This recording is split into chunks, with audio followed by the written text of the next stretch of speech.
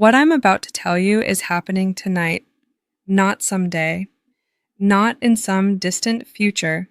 Tonight, while people across this country are climbing into bed, pulling up their covers and closing their eyes, some of them will not wake up, and the cause will not be some rare, mysterious disease. It will not be something they had no way of knowing about.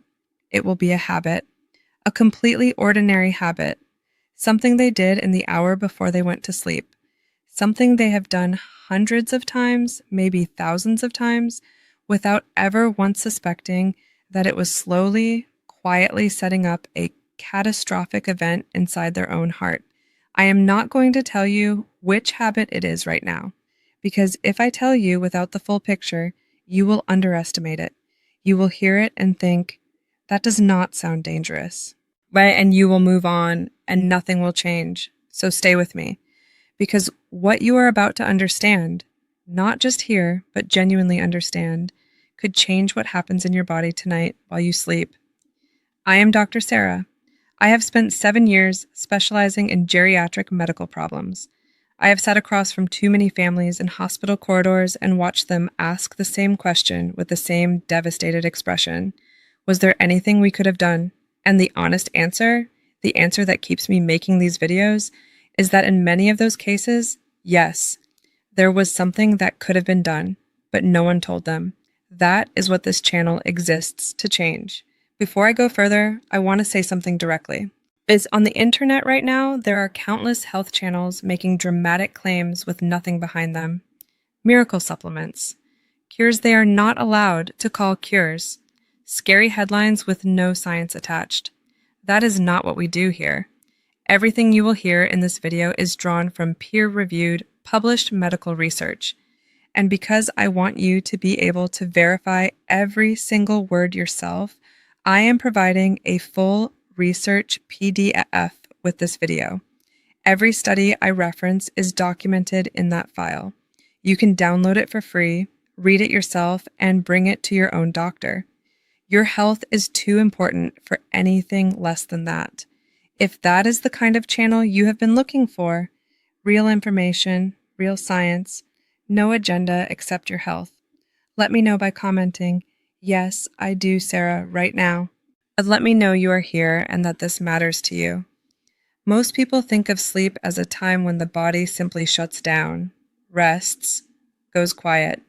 And in some ways that is true. But for your cardiovascular system, your heart, your arteries, your blood, sleep is not rest in the way most people imagine. Sleep is active. Specifically, sleep is the window when your cardiovascular system attempts to perform its most critical daily maintenance. And when that maintenance is interrupted, when the right conditions are not created, the consequences can build silently for months or years before they become catastrophic. Let me walk you through what is supposed to happen inside your body every single night. In a healthy adult, blood pressure follows a predictable daily rhythm. During the day, it is elevated because you are active, moving, and thinking, reacting. But as evening approaches and sleep begins, blood pressure is supposed to drop significantly. Researchers call this the nocturnal dip. In a healthy person, blood pressure falls by 10 to 20% during sleep hours. This dip is not optional. It is not a nice extra feature your body provides on good nights. It is a critical protective mechanism. It gives your arterial walls relief from the constant pressure of circulating blood. It allows your heart muscle to genuinely rest and begin repairing the microscopic stress that accumulates during every waking hour.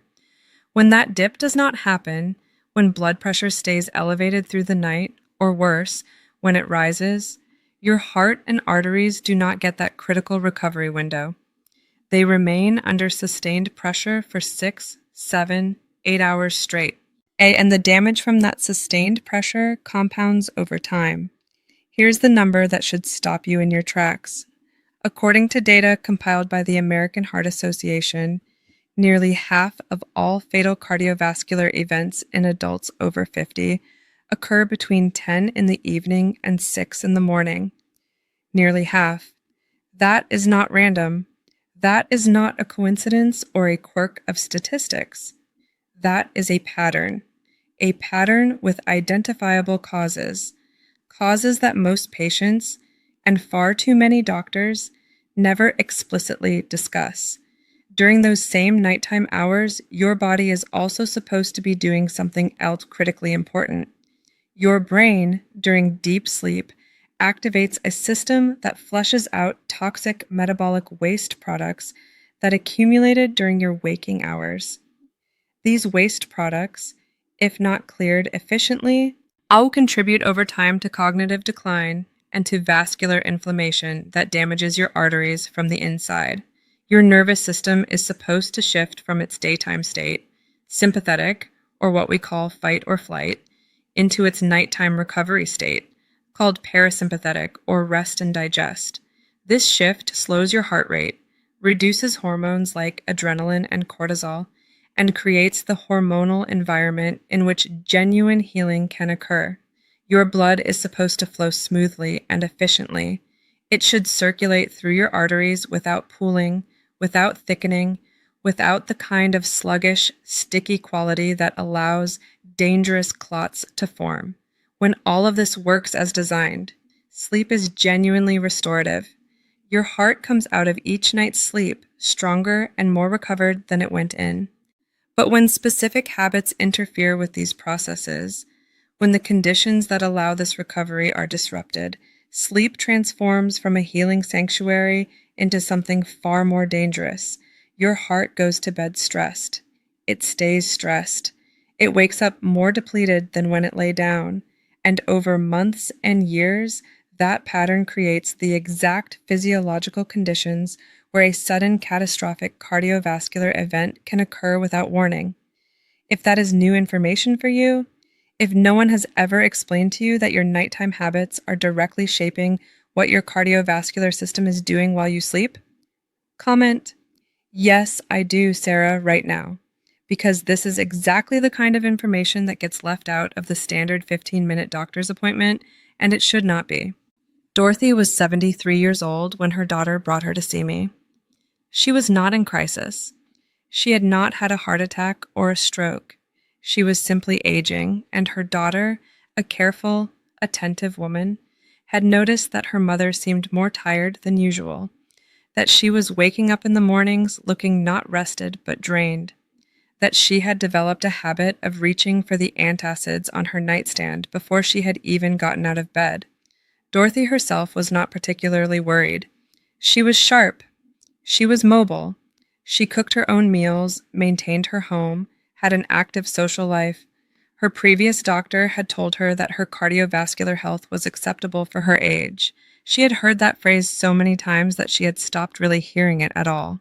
When I sat down with Dorothy and began asking about her daily routine, not her medications, not her diagnoses, but her actual daily life, a pattern emerged immediately. Dorothy ate dinner at 8:30, sometimes 9 o'clock at night. This was not laziness or poor planning. This was simply how her life had been structured for 40 years. She had worked. She had raised children. Dinner happened when dinner happened. And now that she was retired and the children were grown, the habit had simply persisted. Every night, she would eat a substantial meal: pasta, stew, casseroles, the kind of hearty food she had cooked for her family her entire adult life. And then she would settle into her recliner for an hour of television, and then she would go to bed. She did not think of this as dangerous. Why would she? She was not eating junk food. She was not drinking alcohol. She was not doing anything that any doctor had ever told her was a problem. Here is what was actually happening inside Dorothy's body every single night. Within 30 minutes of that late dinner, her digestive system was demanding a dramatic increase in blood flow. Your gut is extraordinarily blood hungry when it is actively processing a meal. Your heart must pump significantly harder to supply that blood to your stomach, your small intestine, and your digestive organs. So at the exact moment when Dorothy's blood pressure should have been beginning its protective evening descent, At the exact moment her heart should have been starting to shift into recovery mode, it was instead being called upon to work harder, to pump more forcefully, to maintain a state of active diabétique, at elevated output. Her blood pressure, instead of dipping by 10 to 20% as it should, was spiking and staying elevated well past midnight. In fact, because she went to bed shortly after eating, this elevated state persisted throughout the early hours of her sleep, the most critical window for cardiovascular recovery. And there was something else. Dorothy had mentioned to a previous doctor, almost offhandedly, that she sometimes woke in the early morning hours with a burning sensation in her chest. Not painful, exactly. More like pressure and heat. She had assumed it was acid reflux. She kept antacids on her nightstand. The previous doctor had said the same thing. Acid reflux, very common, not a major concern. But here is what was not explained to Dorothy, and what I want you to understand now. That when acid reflux occurs during sleep, it does not simply cause discomfort. The acid that rises from the stomach into the esophagus directly stimulates a structure called the vagus nerve. The vagus nerve is one of the longest and most important nerves in your body. It connects your digestive system to your heart. It regulates heart rate and electrical conduction.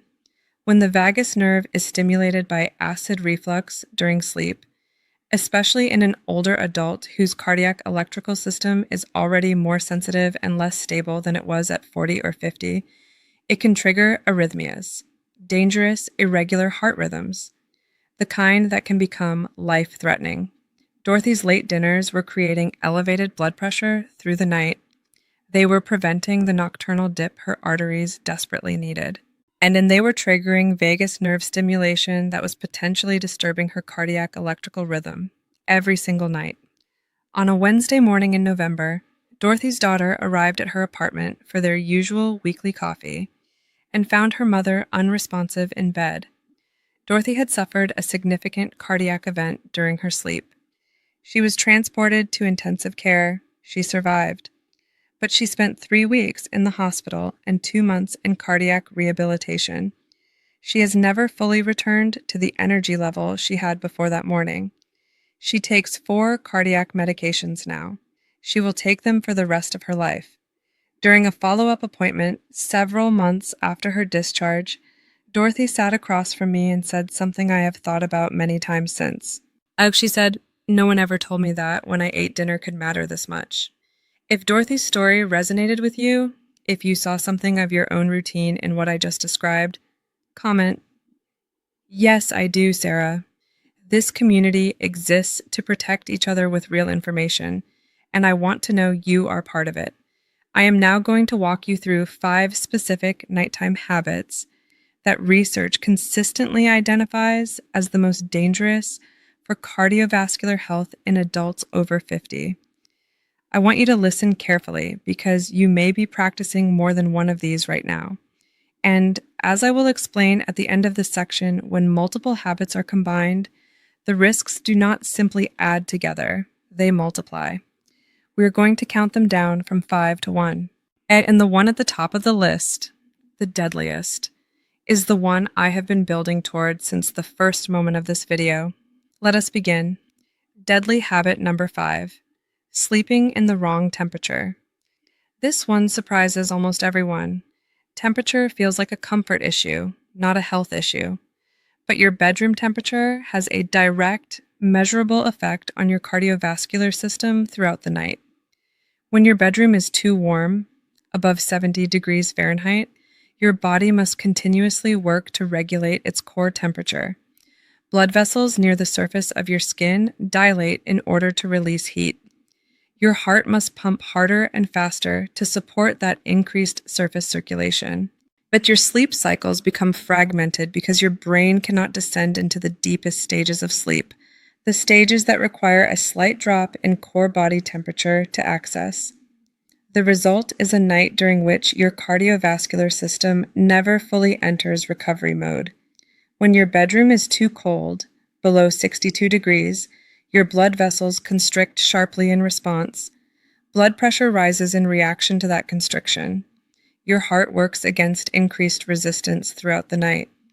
Research examining circadian blood pressure patterns consistently identifies a bedroom temperature of 65 to 68 degrees Fahrenheit as the range that creates optimal conditions for the protective nocturnal blood pressure dip and maximum cardiovascular recovery during sleep.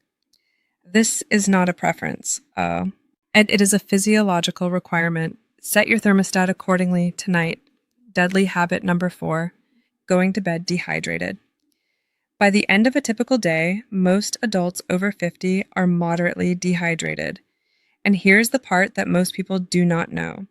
The thirst mechanism weakens significantly with age.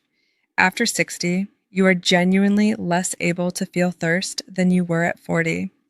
Your body's signal system for dehydration becomes quieter. You can be meaningfully dehydrated and feel almost nothing. When you go to bed dehydrated, your blood thickens.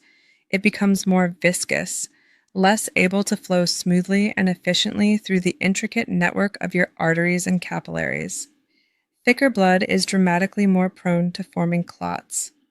Now think about what happens when you add that thickened, a clot-prone blood to several hours of lying still without moving, which is exactly what sleep is. You are creating the conditions in which a clot can form, travel, and cause an event. A clot that travels to the brain is a stroke. A clot that travels to the coronary arteries is a heart attack. The connection between nighttime dehydration and early morning cardiovascular events is well established in the medical literature. It is almost never discussed during standard medical appointments. The protocol is straightforward. Drink 8 to 12 ounces of water approximately 1 to 2 hours before bed, early enough that it will be absorbed before you lie down, not so late that it causes a disruptive bathroom trip in the middle of the night. Keep a small glass of water on your nightstand for small sips if you wake during the night. This single change costs nothing. It takes 30 seconds, and it meaningfully reduces one of the most common contributors to overnight cardiovascular events. Deadly habit number 3, untreated sleep apnea. This is one of the most underdiagnosed, undertreated, and most dangerous conditions affecting adults over 50. Conservative estimates suggest that between 30 and 40% of adults in this age group have some degree of obstructive sleep apnea. The overwhelming majority are completely unaware. Here is what happens during a sleep apnea event. Your airway collapses partially or completely during sleep. You stop breathing for 10 seconds, 20 seconds, sometimes 30 seconds or more. Oxygen stops flowing into your bloodstream. Your blood oxygen saturation drops toward dangerous levels. Your brain detects the emergency and sends a surge of adrenaline, your primary stress hormone, forcing your airway to open and your breathing to resume. That adrenaline surge spikes your blood pressure and your heart rate violently and suddenly. And then it happens again. Someone with moderate sleep apnea may experience 20, 30, 50 or more of these events in a single night, each one delivering a sudden cardiovascular shock to their system. 50 blood pressure spikes, 50 adrenaline surges, 50 moments of dangerously low blood oxygen, night after night after night. Over months and years, this relentless nightly stress causes sustained hypertension. It causes the heart muscle to enlarge and thicken in response to the constant overwork. Or it damages the endothelial lining of the arteries, the delicate single-cell layer that determines whether your arteries remain flexible and clear or become stiff and prone to blockage. It dramatically increases the risk of atrial fibrillation, heart failure, stroke, and sudden cardiac death during sleep. The warning signs are ones your partner may notice before you do. Loud, disruptive snoring, gasping sounds, observed pauses in breathing, waking with a choking sensation, severe morning headaches that disappear within an hour of waking, feeling completely exhausted despite what should have been a full night of sleep. If any of these apply to you or to the person sleeping beside you, speak to your doctor about a sleep study. It is a straightforward test. treatment is highly effective. And for people with significant sleep apnea, a treatment is genuinely life extending. This single conversation with your doctor may be the most important cardiovascular action you take this year. Deadly habit number 2, skipping or inconsistently taking cardiac medications. This is the habit that patients most consistently underestimate, and it causes more entirely preventable tragedies than almost any other factor I encounter in clinical practice. If you have been prescribed blood pressure medication, a blood thinner, a heart rate medication, or any other cardiovascular drug, that prescription represents your doctor's clinical judgment that your cardiovascular system cannot safely manage without it. That is not a casual recommendation. That is a medical determination based on your specific physiology and risk profile.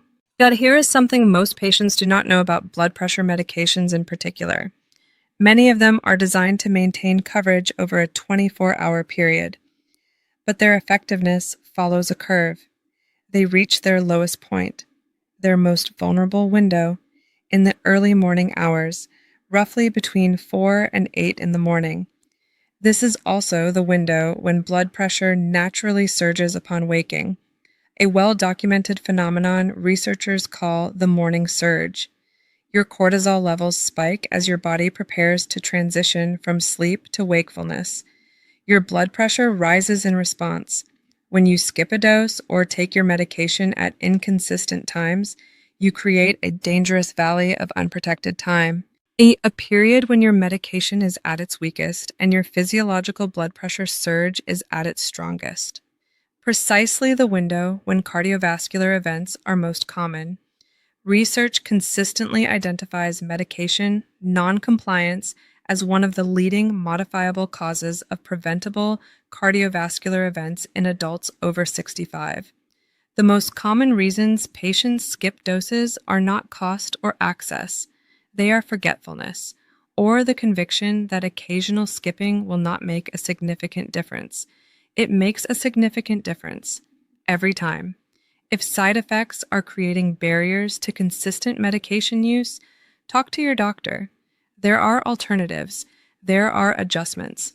There is always a path forward, but there is no acceptable alternative to taking your prescribed cardiovascular medications every single day. At the same time, without exception, use a weekly pill organizer. Set a phone alarm. Put a note on your bathroom mirror. Do whatever it takes. Your medication is not optional background support. For many people, it is the primary thing standing between them and a cardiovascular event. Deadly habit number 1, late, heavy dinners. Here it is, the one I have been building toward. The habit that affects more seniors than any other on this list. The one that is most deeply embedded in daily routines. The one that is simultaneously the most damaging and the one most patients have never once connected to their heart health. Eating a large, heavy meal late in the evening. A major longitudinal study published in the European Heart Journal followed over 100,000 adults over several years. They tracking their eating patterns alongside their cardiovascular outcomes. The findings were both clear and sobering. People who regularly consumed their largest meal of the day late in the evening showed a substantially and measurably higher risk of heart attacks and strokes occurring during the night compared to people who ate earlier. This was not a small statistical edge. This was a meaningful, significant elevation in life-threatening events. Let me explain the biological chain of events so you understand exactly what is happening inside your body when you eat a large meal at 8 or 9 in the evening and then go to bed. The moment a substantial meal enters your digestive system, your gut immediately signals for dramatically increased blood flow. Processing food is metabolically demanding. Your small intestine, your liver, at your stomach, they all require a surge of oxygenated blood to do their work. Your heart must respond to that demand by pumping harder and faster. At the exact moment when your cardiovascular system should be beginning its protective nightly deceleration, when your blood pressure should be starting to drop toward that essential nocturnal dip, it is instead being called to ramp up output, to increase effort, to sustain active function. Blood pressure rises sharply instead of falling. Triglycerides flood the bloodstream as your body processes the fat from the meal, promoting arterial inflammation. The entire metabolic state of your body shifts into active processing mode at the precise moment it should be shifting into recovery mode. And your heart goes to bed in this elevated, stressed, overworked state, and it stays there for hours. And add to this the reflux mechanism I described in Dorothy's story, the vagus nerve stimulation, the arrhythmia risk, the repeated disruption of cardiac electrical rhythm, and you begin to understand why this particular habit sits at the top of this list. It creates sustained nocturnal blood pressure elevation. It prevents the protective nocturnal dip. It floods the bloodstream with inflammatory lipids during the hours when your arteries are most vulnerable. It stimulates a nerve pathway that directly connects your digestive system to your heart's electrical system. And it does all of this for 6, 7, 8 hours while you sleep, unable to notice, unable to respond. The solution is not complicated. Eat your last substantial meal by 6:30 or 7 in the evening. If your schedule makes that genuinely impossible every night, and then establish a firm rule: nothing heavy after 7:30, a piece of fruit, a small amount of yogurt, something easily digested that will not trigger the cardiovascular cascade I just described. Give your heart the deceleration period it needs. It has been working for you every single minute of every single day. It deserves the chance to rest. If you have been eating late dinners regularly, and I mean regularly, most nights, and you have never once connected this to your cardiovascular risk, I want you to comment, "Yes, I do, Sarah," right now, because this information has the potential to change what happens in your body tonight, and I want to know it reached you. Franklin was 69 years old when he came to see me, and he was different from most of the patients I encounter for the first time. He was not in crisis, yet he had not had a cardiovascular event. He had not been told by an emergency room doctor that he needed to make urgent changes. He came to me because his brother, 2 years older than Franklin, in reasonable health, no known major cardiac issues, had suffered a stroke in his sleep 6 months earlier, and Franklin had been unable to stop thinking about it since. He sat down in my office and said, "I want to know what I am doing wrong before something happens. Tell me." That kind of self-awareness is extraordinarily valuable. Most people come to a cardiologist after a crisis. Franklin came before one, and because he came before one, we had time to find and address everything.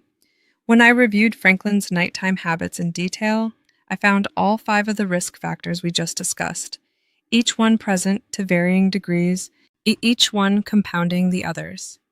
He ate dinner at 8:30 most evenings. His work schedule had always pushed dinner late, and the habit had persisted into retirement. He deliberately reduced his water intake in the late afternoon to minimize nighttime bathroom trips, which meant he was going to bed moderately dehydrated almost every night. His bedroom thermostat was set to 74 degrees because his wife preferred warmth, and he had never thought to question it from a health perspective. He had been prescribed a low-dose blood pressure medication 2 years earlier. He described himself as taking it most days. Some evenings he would get into bed and realize he had forgotten, and he would tell himself he would double up tomorrow, which he never actually did. And his wife had mentioned, more than once, with some frustration, that he snored loudly. He had not pursued a sleep study because he did not feel tired during the day and assumed snoring was just something some people did. None of these 5 things, individually, would have guaranteed a cardiovascular event in Franklin's future.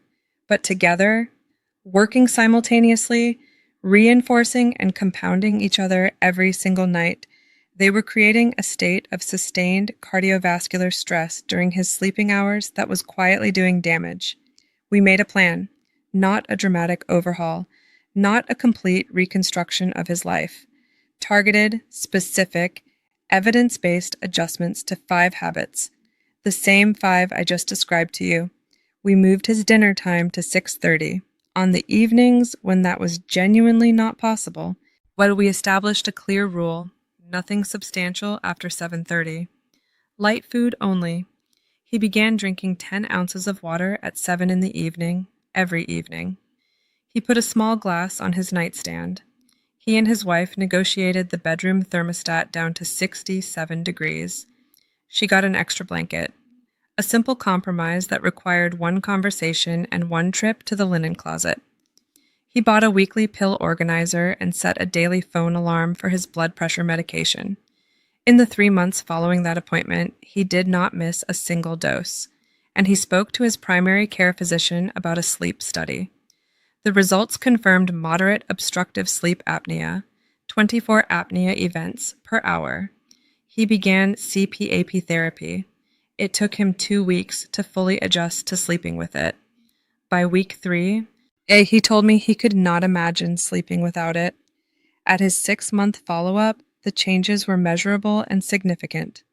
His morning blood pressure readings, which he had begun tracking at home, had dropped an average of 18 points on the systolic number. His heart rate variability during sleep, tracked with a consumer wearable device, had improved substantially, a direct indicator that his heart was recovering more effectively during the night. And Franklin himself told me something that I think is the most important outcome of all. He said, "I feel like I got my mornings back. I wake up now and I actually want to get up. I had forgotten what that felt like." Franklin did not make extreme changes. He did not begin an aggressive exercise program. He did not radically restructure his diet. And he addressed 5 specific nighttime habits with 5 specific targeted adjustments, and the effect on his cardiovascular health was measurable, meaningful, and sustained. That is what informed, evidence-based action looks like.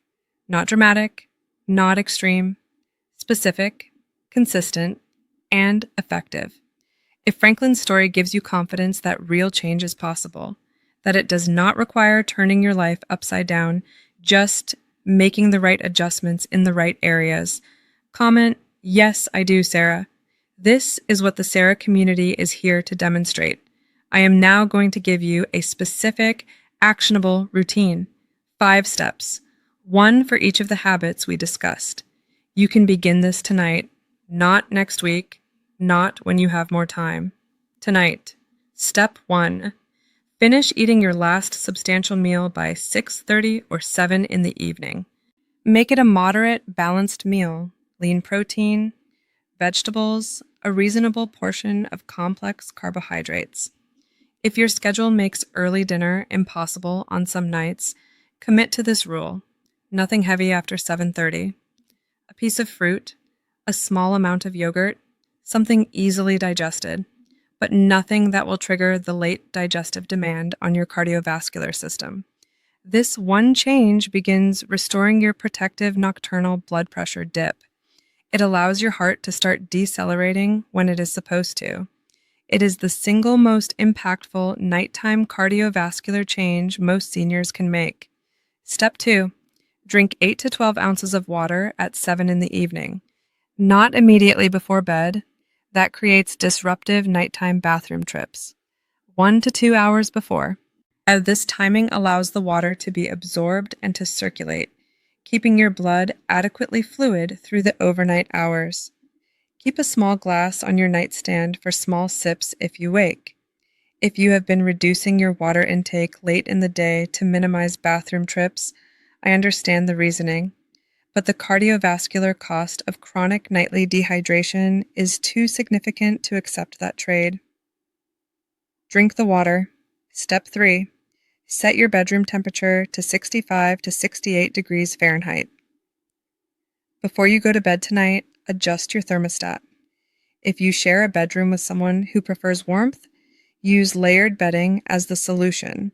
More blankets for the person who runs cold, fewer for the person who runs warm. The room temperature should meet your cardiovascular needs. Extra blankets are a trivial accommodation. Step 4. Take your cardiovascular medications at the exact same time every single day.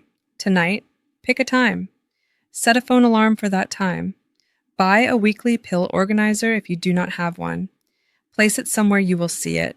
On the bathroom counter, on the kitchen table, wherever your morning or evening routine takes you. And then follow through. Every day. Not most days. Every day. If side effects or other barriers are making consistent medication use difficult, call your doctor. Do not simply stop taking it or skip doses.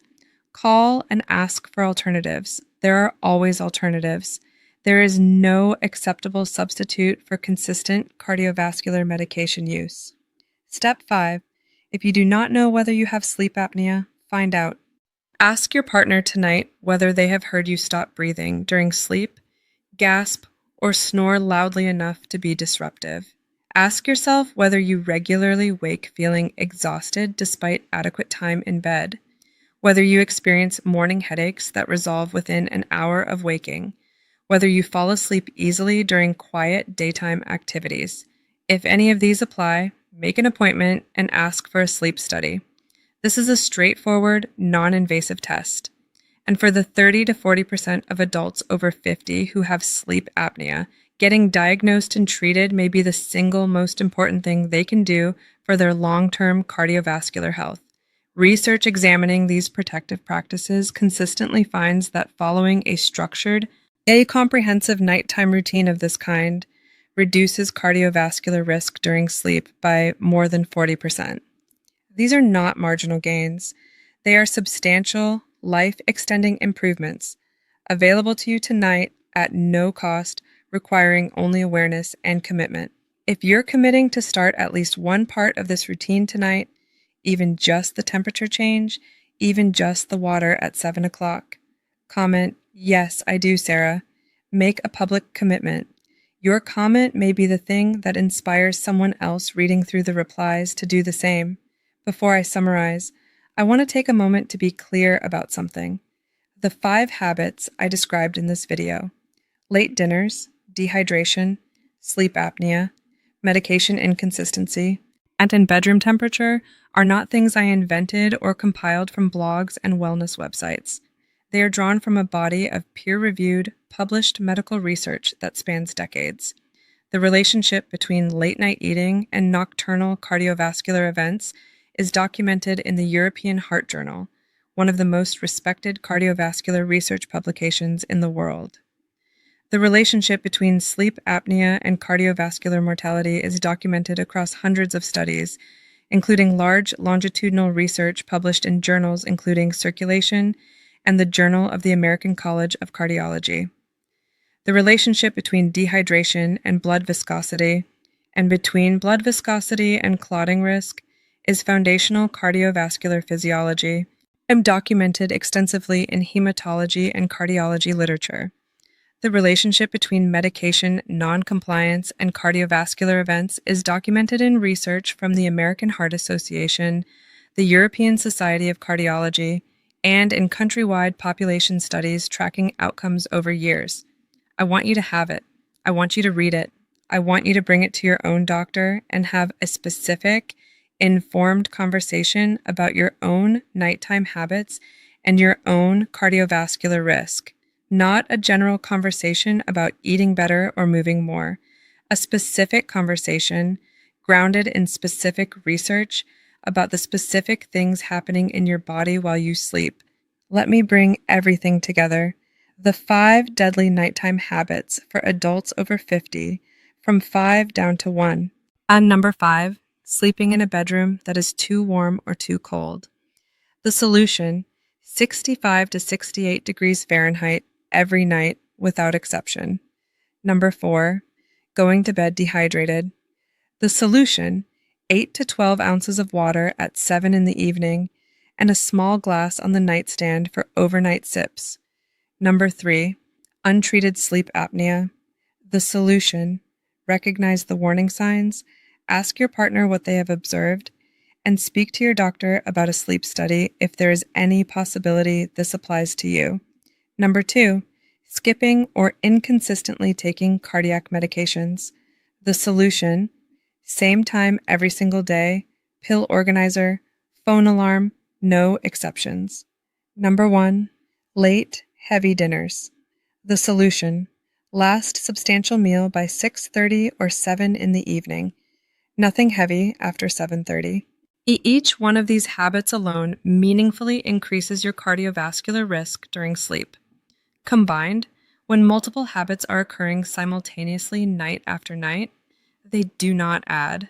They multiply. They compound. They create the perfect physiological storm for a cardiovascular event in a person who simply thought they were going to sleep. And here is the truth I most want you to carry out of this video. Many of these events are not inevitable. They are not purely genetic fate that you have no power over. They are not random bad luck. They are the downstream result of specific modifiable habits. Habits that can be changed starting tonight in ways that are accessible to almost anyone regardless of their physical limitations, their finances, or their schedule. You have the knowledge now. Dorothy did not have it until it was almost too late. Franklin had it just in time. You have it right now, in this moment, before anything has happened. What you do with it is entirely up to you. But your heart has been working faithfully for you for 5, 6, 7 decades, every beat, every day, without a single day off, not once. The least you can do, the very least, is give it the conditions it needs to recover during the hours when you are asking it to rest. Do that starting tonight. If this video gave you information that could protect your health or the health of someone you love, comment, "Yes, I do." Sarah, right now, let me know this reached you. Let me know it mattered. Your comment tells me this community is growing and learning and protecting itself, which is exactly what this channel is here to support. Share this video with one person, a spouse, a parent, a friend over 50 who you know is eating late dinners, skipping medications, or has never been tested for sleep apnea. You may never know the full impact of that share, but that does not make it any less valuable. Subscribe to this channel, because this is what we do here. Every single video, 100% verified, peer-reviewed, research-backed information. Explained clearly, no supplements to sell you, no agenda except your health and the health of the people you love. Sleep is supposed to heal you. It is supposed to be the safest, most restorative part of your day. Starting tonight, make it that. Thank you for being part of the Sarah community. Take care of yourself, take care of the people you love, and I will see you in the next video.